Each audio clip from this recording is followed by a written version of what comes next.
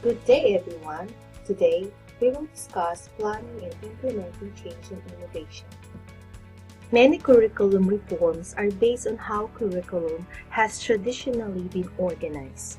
Most nations, state, local communities, and schools renew the curricula because they are not satisfied with the existing curricula. To change the existing practices and modes of thinking, the schools comes under curriculum change. Curriculum change we also consider reform of awareness about in-the-service training of teachers to improve their skills, knowledge, dissemination of support materials such as teacher's guide, educational reports to parents. Change in curriculum basically in which actions are made to reduce complex learning to a simple sequence of stimulus and response. You must note that for a change to be implemented in the curriculum, a process has to take place. This process involves four major factors. First is the change in your situation. In your situation, change agents include teachers, school heads, local authorities, or the Ministry of Education. The agent initiates the innovation and curriculum change in general. Second is the innovation. This involves executing the change itself, that is, putting it into use or operation. Third is the user system. This relates to the person or group of people at which the innovation is directed. And last, time. Innovation is a social process which takes place over a period of time. Always remember that these factors interact with change and are changed by each other during the process of innovation. It is also important to note that the curriculum change agent is involved with the process, the planning, and the strategies, and is frequently the user of the innovation. Now let's proceed to the innovation process. Innovation and change generally follow several logical steps. Number 1, identify a problem, the satisfaction or need that requires attention. Number 2, generate possible solutions to the identified problem or need. Number 3, select a particular solution or innovation that has been identified as the most appropriate. Number 4, conduct a trial. Number 5, evaluate the proposed solution.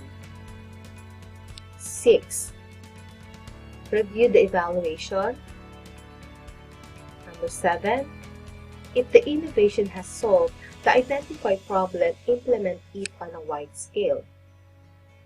And number 8, adapt and institutionalize the innovation or search for another solution. Next is the innovation planning. Effective planning for innovation cannot take place unless the following elements are considered in the process. 1, the personnel to be employed. 2, the specification of the actual task. 3, the strategy or procedure to be used to undertake the task. 4, the equipment needed. 5, the buildings and conducive environment. 6, the cost involved. 7, social context. 8, time involved. 9, sequencing of activities. 10, rationale for undertaking the innovation. And 11, evaluation of the consequences or effects of the innovation. Let's now proceed to the implementation. What conditions are necessary for users to implement the curriculum change or innovation successfully? Potential users of innovation are more likely to accept if the following conditions are met. 1, the innovation must be relevant to them. 2, it must be feasible in their particular organizational context. 3, it must be compatible with the practices, values, and characteristics of their system. 4, It must be seen as posing little or no threat to the user group's identity, integrity, and territory. The innovation must be shown to be tolerable and non-threatening. 5. The innovation must yield material or non-material benefits. Gains in social status or recognition could be some of the non-material benefits. 6. It must be flexible and adaptable.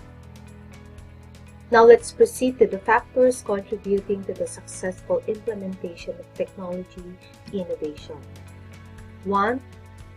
Dissatisfaction with the status quo.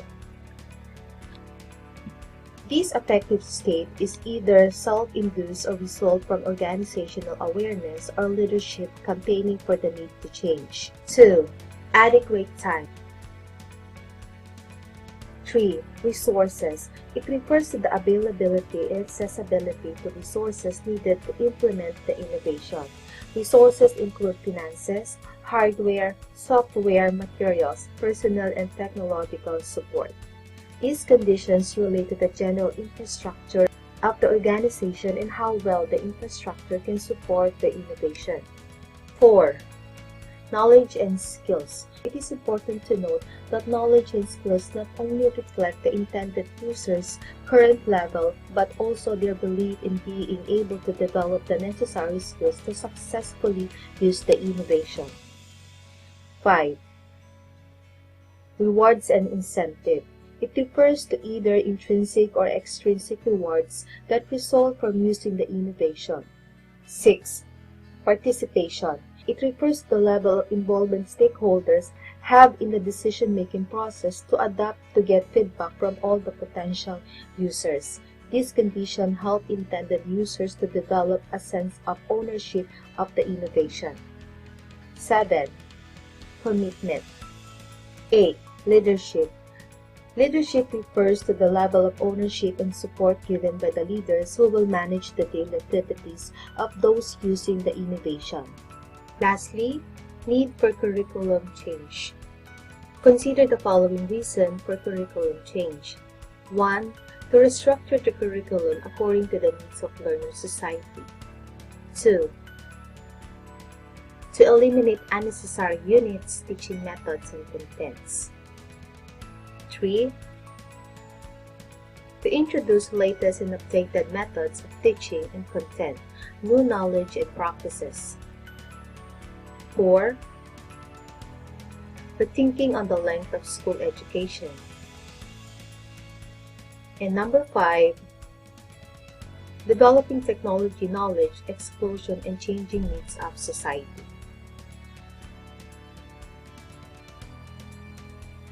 This is the end of my presentation.